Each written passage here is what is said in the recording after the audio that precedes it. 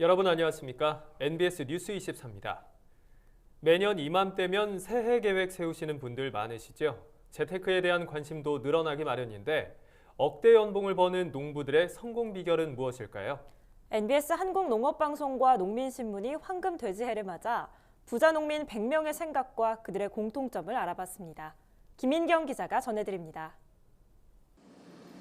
기해년 황금돼지해를 맞아 NBS 한국농업방송이 농민신문과 함께 여론조사 전문기관인 한국갤럽에 설문조사를 의뢰했습니다. 농민들의 살림살이가 나아지고 소멸위기에 처한 농촌이 다시 한번 힘을 냈으면 하는 바람에서입니다. 억대 연봉을 올리는 부자 농민 100명의 소득과 성공 비결에 대해 지금부터 알아봅니다. 먼저 소득입니다. 100명의 부자 농민은 연평균 1억 6,931만 원의 조수입을 올리는 것으로 조사됐습니다. 통계청이 2017년 발표한 우리나라 일반 농민의 평균치보다 3배 이상 많은 액수입니다. 특히 영농 수입이 높은 게 특징이었습니다. 응답자의 65%가 전액 농사로만 얻는 수입이라고 답했는데 일반 농가들은 농업 수입이 조수입의 26%에 머무는 점과 비교하면 차이가 큽니다. 품목별로 살펴보면 축산이 3억 5,375만 원으로 가장 높았고 화훼가 3억 2,857만 원, 특용작물이 2억 1,250만 원으로 평균을 넘어섰습니다. 시설채소와 과수, 노지채소, 수도작이 뒤를 이어 작목별로 소득 격차가 적지 않다는 걸 보여줬습니다. 그렇다면 높은 수입의 비결은 무엇일까? 바로 교육 참여와 적극적인 투자였습니다. 응답자들은 고수입의 비결로 근면 성실, 전문적인 교육 참여와 경영 마인드 무장, 그리고 도전의식과 적극적인 투자 등을 꼽았습니다. 소득을 어떻게 활용하는지 묻는 질문에는 농업시설 교체와 확대에 투자한다는 응답이 62%로 대다수를 차지했습니다. 농기계 교체와 농지 구입이 뒤를 이어 대부분의 부자 농민들은 영농 규모 확대에 지속적인 재투자를 하고 있는 것으로 조사됐습니다. 4차 산업혁명 시대가 시작되고 스마트 농업이 확산하는 가운데서도 그들의 비결은 기본에 충실한 것이었습니다. 꼼꼼한 기록도 성공 비결 가운데 하나였습니다. 영농 활동을 기록하느냐는 질문에 응답자의 85%는 품종 갱신과 파종 일시, 비료와 영양제 투입 시기, 농약 방제 일시 등 각종 영농 활동 내용을 자세하게 기록한다고 답했습니다. 더 나아가서 62%는 수입, 지출, 부채 등을 종합적으로 관리하는 부기까지 작성하는 것으로 나타났습니다.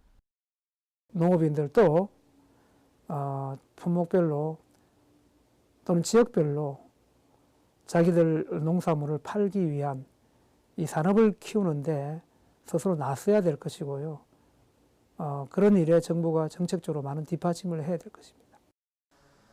평균 조수입 1억 7천만 원에 달하는 부자 농민들은 기록을 통해 영농 활동을 체계적으로 관리하고 교육에 참여하며 기술을 익히는 동시에 지속적인 재투자에 나선 결과 이른바 부자 농민으로 도약할 수 있었습니다. NBS 뉴스 김인경입니다. 네, NBS와 농민신문이 새해를 맞아 실시한 부자 농민의 성공 비결에 대한 설문조사였습니다. 그렇다면 이 부자 농민 100인의 농사법과 유통 비결은 어떨지 스튜디오에 나와 있는 김인경 기자와 알아보겠습니다. 네, 김인경 기자. 먼저 이 설문조사가 어떤 방식으로 진행이 됐는지 설명해 주시죠. 네, 이번 설문조사는 저희 NBS 한국농업방송이 농민신문과 공동으로 여론조사 전문기관인 한국갤럽에 의뢰해서 진행했습니다. 설문 대상자 100명은 농협중앙회 농가소득지원부의 협조를 받아 조수입이 1억 원 이상으로 추정되는 후보농민 5,000명을 토대로 한국갤럽이 선정했고 지난해 12월 3일부터 18일까지 전화 설문 방식으로 조사가 이루어졌습니다. 네, 이 부자 농민 100인에 대한 궁금증이 점점 커지는데요. 그렇다면 농사 작목과 연령대는 어떻게 나타났나요? 네, 아무래도 특정 지역이나 작목에 집중이 되면 결과가 편향적으로 나올 수도 있기 때문에 무작위 비례할당 추출 방식 등을 이용해서 대상자를 객관적으로 선정했는데요. 전체 응답자 100명 가운데 과수농가와 시설채소농가가 각각 23명, 수도장 및 복합 영농, 그리고 노지채소 농가가 각각 14명, 특용작물 농가가 10명, 또 축산과 화훼가 각각 8명이었습니다. 응답자를 연령별로 살펴보면 60대가 52명으로 가장 많았고 50대 30명, 70대 13명, 80대 3명, 40대 2명 순이었습니다. 네. 이분들이 어떻게 농사를 짓는지 많이들 궁금해하실 것 같은데요. 농사 정보는 어디에서 구하셨나요? 네, 농사 정보를 얻는 경로 많이들 궁금하실 것 같은데요. 대부분 연구기관이나 또 농업 전문지를 통해 정보를 습득하는 것으로 나타났습니다. 응답자의 60%는 농촌진흥청과 시군농업기술센터를, 또 43%는 농민신문 등 농업 관련 전문지를 꼽았습니다. 가족이나 친지, 지역농협, 장목반, 선도농가가 뒤를 이었습니다. 이런 부자 농부라고 해도 그래도 농사에 어려움들이 많이 있었을 것 같습니다. 어땠나요? 네, 우리 농업농촌에 들이운 고령화의 그늘은 부자 농민들도 피해가지 못했습니다. 농사에서 가장 큰 어려움이 무엇이냐는 질문에 응답자의 40%가 인력 부족을, 또 31%가 인건비 상승을 꼽았습니다. 우리 농촌이 고령화하면서 농사에 필요한 인력을 구하기가 어려운 데다 최근 최저임금 인상으로 경영 부담도 늘었기 때문으로 풀이됩니다. 네, 알겠습니다. 그럼 이제 유통 경로로 넘어가 보겠습니다. 부자 농민들이 이렇게 공들여 생산한 농축산물을 주로 어떤 채널로 출하하는 걸로 나왔나요? 네, 결과를 보기 전까지는 주로 온라인 직거래 같이 새로운 유통 채널을 통하지 않을까 하는 생각을 했는데요. 네. 오히려 통념과는 거리가 멀었습니다. 부자 농민 100인이 농축산물을 가장 많이 출하하는 유통 경로는 다름 아닌 농축협이었습니다. 응답자의 45%가 농축협이라고 답을 했고, 이어서 농축산물 도매시장, 오프라인 직거래, 산지 수집상, 대형 유통업체 순으로 나타났습니다. 그 농축협에 출하하는 비중이 높은 이유는 거래의 안전성 때문인 것으로 풀이가 됩니다. 쉽게 말해서 다른 출하처와는 다르게 농축협에 유통을 하면 돈 떼일 염려가 없다는 믿음을 갖고 있는 겁니다. 네, 그렇군요. 그렇다면 이런 출하 전략을 세울 때 가장 중요하게 생각하는 부분은 어떤 건가요? 네, 바로 거래처와의 신뢰였습니다. 농민과 거래처 사이의 신뢰가 쌓이면 수취 가격을 높이는 데 유리해서입니다. 근소한 차이로 수치값 재고가 2위를 차지했는데요. 특히 노지채소와 화훼 농가들은 최근 값이 좋지 않다 보니 수치값을 높이는 데 더욱 관심이 많았습니다. 네, 알겠습니다. 이렇게 설문 결과를 하나씩 따져보니 단순히 부자 농부의 비결이 아니라 우리 농업이 나아가야 할 방향이 보이는 것 같습니다. 김인경 기자, 오늘 설명 잘 들었습니다. 새해에는 농업농촌 분야에도 달라지는 법과 제도가 많습니다. 청년농과 농업인을 위한 지원 정책도 마련되는데요. 새해에 달라지는 농업 정책을 최서영 기자가 알려드립니다. 올해부터 달라지는 농업 정책에는 어떤 것들이 있을까요? 먼저 농업정책보험의 품목이 확대되고 지원도 강화됩니다. 농작물 재해보험 품목에 배추, 무, 당근, 호박, 파 등 5개의 노지채소가 새롭게 추가됩니다. 또 보험료율 상한선 적용 품목도 늘어납니다. 농림축산식품부는 그동안 모든 농가에 50%까지 지원하던 농업인 안전보험료 국고지원 비율을 기초생활수급자 등 영세농가일 경우 70%로 높였습니다. 또 논타작물 재배 지원 사업, 이른바 쌀 생산조정제에 휴경이 포함됩니다. 생산조정제 참여 농가는 논에 콩과 조사료 등 다른 작물을 심어도 되고 아무것도 재배하지 않아도 1헥타르당 280만 원의 지원금을 받을 수 있습니다. 농어업과 농어촌의 새로운 중장기 정책 방향을 제시할 대통령 직속 농어업 농어촌 특별위원회가 발족합니다. 이 위원회에는 관련 경험과 전문 지식이 풍부한 농어민, 민간 전문가, 관계부처 공무원 등이 참여해 농어촌 지역 발전을 위해 머리를 맞댈 계획입니다.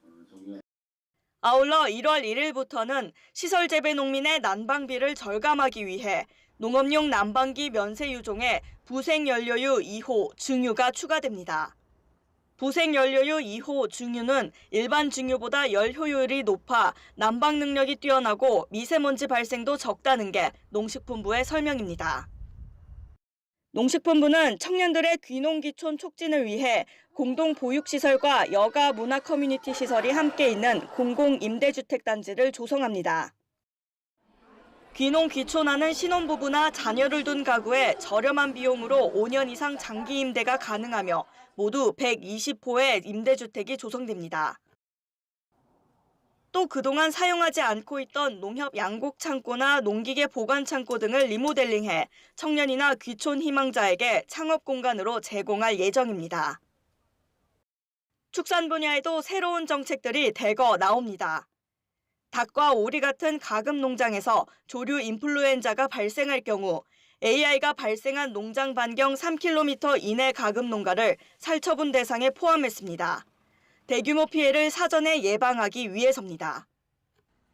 아울러 오는 7월부터는 살처분한 가축의 소유자가 축산 계열화 사업자인 경우 계약 사육 농가가 살처분 보상금을 받을 수 있게 됩니다. 상대적으로 열악한 지위에 있는 계약 농가의 권리를 보호하고 계열화 사업자의 방역 책임을 강화하는 겁니다. 오는 4월 25일부터 가정용 달걀은 반드시 식용란 선별 포장업 영업자를 통해 유통해야 합니다. 식용란 수집 판매업 영업자가 가정용으로 유통, 판매하려는 달걀은 식용란 선별 포장장에서 선별하고 포장 처리해야 합니다.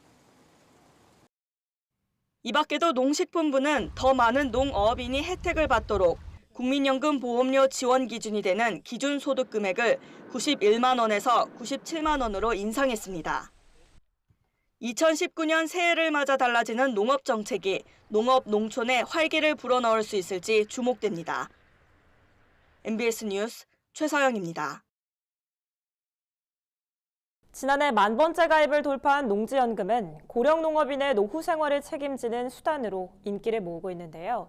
올해 농지연금에 새로 가입하는 사람은 연금을 최대 20% 이상 더 받게 될 예정입니다. 보도에 최다혜 기자입니다. 최근 농림축산식품부는 올해부터 농지연금의 담보농지 감정평가액 반영률을 현행 80%에서 90%로 올린다고 밝혔습니다. 만약 농가의 감정평가액이 10억 원으로 산출될 경우 농지연금의 담보농지 가치로 반영되는 금액이 기존 8억 원에서 9억 원으로 상향 조정됩니다. 담보농지의 가치가 더 높게 반영될수록 농가가 더 많은 연금을 받을 수 있는 겁니다. 담보농지의 가치는 농가의 선택에 따라 공시지가와 감정평가액 두 가지 기준으로 산정할 수 있는데 작년 1월부터 11월까지 감정평가 방식을 선택한 신규 가입자는 전체의 42.8%로 증가 추세를 보이고 있습니다.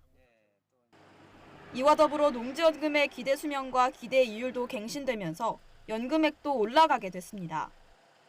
또한 기대 수명의 기준이 되는 생명표도 2014년에서 2016년 통계를 기준으로 변경됩니다. 정부가 생명표를 변경하면서 전체 연금 지급액도 2% 높아질 것으로 보입니다. 기대 이율은 현행 4%에서 3.65%로 낮출 예정입니다. 기대 이율이란 정부가 농지연금 지급과 관련해 산정하는 기회비용을 말하는데 기대 이율이 낮을수록 농지연금 지급액은 높아집니다. 기대 수명 기준과 기대 이율이 조정되고 감정평가액 반영률도 상향 조정됨에 따라 올해 농지연금 신규 가입자가 담보농지의 가치를 감정평가액 기준으로 선택할 경우 기존 가입자보다 월 연금액을 최대 20.6% 더 받을 수 있습니다.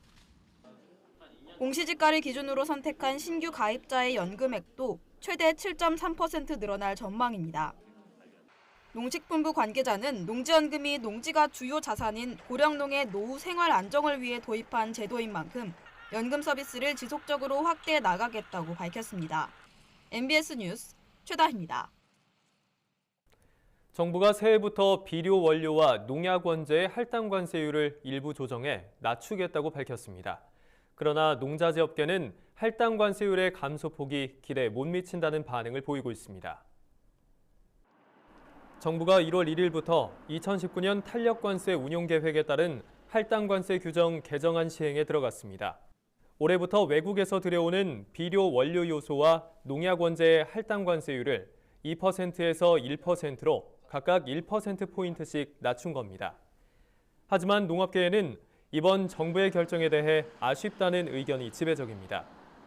2018년 하반기에 요소의 국제 가격이 전년 같은 기간보다 20에서 30% 급등하면서 한국비료협회는 농가의 경영 부담을 이유로 요소와 암모니아의 할당 관세를 0%로 낮춰달라고 주장해왔습니다. 하지만 정부가 요소의 할당 관세만 2%에서 1%로 낮추기로 결정하면서 기대에 못 미친다는 반응이 나오고 있습니다. 농약업계 또한 2017년 농약 원재 가격은 20% 가까이 올랐지만 이를 2018년 판매가에 반영하지 못한 업체들이 있기 때문에 2%인 할당 관세를 0%로 낮춰달라고 요청한 바 있습니다. 내년도 할당 관세 적용을 0%로 요청한 바 있으나 이번에 기획재정부로부터 1% 할당 관세를 적용받게 되었습니다. 이는 약 33억 원의 원가 절감 효과가 있는 것으로 농업인의 농약 구입 가격 부담 경감 및 산업 경쟁력 강화에 도움이 될 것으로 생각합니다. 다만 본 협회가 요청한 대로 0%를 적용받는다면 좀 더 기대 효과가 크지 않을까 생각합니다.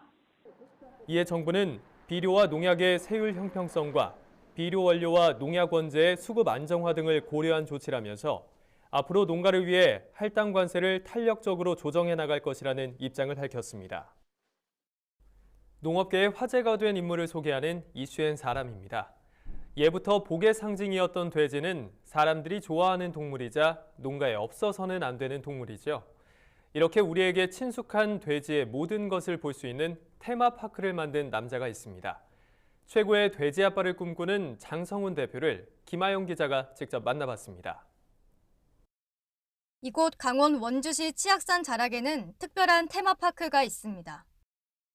이곳저곳 눈에 띄는 이것은 복의 상징인 돼지. 이곳에선 매일 돼지들의 달리기 경주가 벌어집니다. 돼지는 알고 보면 똑똑한 동물입니다. IQ가 75에서 85 정도로 몇 가지 동작들은 애완견처럼 훈련을 시킬 수도 있다는데요. 돼지 10마리가 달리는 거 보니까 너무 재밌었지. 누가 1등했어? 백돼지. 백돼지가 1등했지. 하얀 돼지. 예. 돼지들이 달리는 게 너무 신기했고 내년에 저희 돼지해에 둘째도 태어날 계획이어서 돼지 보러 왔는데 너무 좋았던 것 같습니다. 돼지 레이스부터 시작해서 소시지 만들기 체험 등 돼지와 관련된 모든 것이 한자리에 모인 이곳은 전국 최초로 돼지를 컨셉으로 만든 테마파크입니다. 돼지 문화원의 주인은 바로 이 사람. 안녕하세요. 돼지 아버지 장성훈입니다. 돼지에 관한 모든 것이 한자리에 모여있는 이 테마파크는 7년 전 처음 문을 열었습니다. 이곳에는 돼지 농장부터 시작해서 돼지고기 가공품, 체험 농장까지 돼지를 이용한 모든 것을 만나볼 수 있습니다. 다양한 체험거리 가운데 가장 인기 있는 건 바로 소시지 만들기.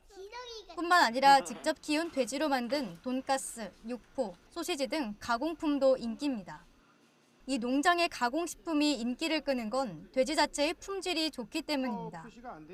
저희는 2, 3주 정도를 좀 더 단단하게, 지방도 단단하고 육질도 쫄깃하고 이런 그 고기의 품질을 좋게 하기 위해서 비용을 더 들여서 생산을 하고 있습니다. 대학을 졸업하자마자 양돈 농장에서 일했던 그는 평생을 양돈업에 몸담아 왔습니다. 6차 산업의 필요성을 느낀 건 바로 2011년 전국적으로 번진 구제역 때문이었습니다. 평생 돼지만 쳐다보고 돼지를 키우고 오던 사람이 그 모든 돼지 22,000두를 묻다 보니까 그야말로 청천벽력이었고요. 다시는 일어나지 못할 것 같았습니다.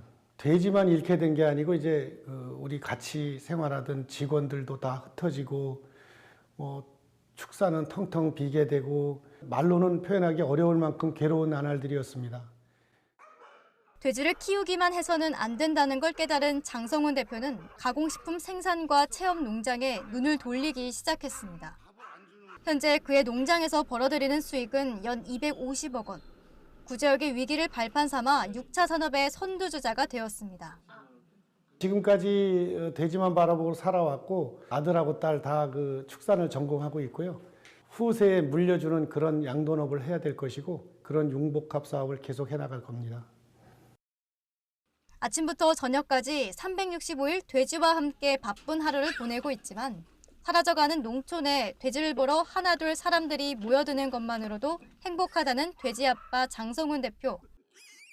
융복합 산업이 잘 정착이 되면 돌아오는 농촌, 잘 사는 농촌, 어린이가 많이 있는 농촌을 만들 수 있다고 생각합니다. 황금돼지와 함께 더욱 신나고 재미있는 즐거운 농촌을 만드는 데 앞장서겠습니다.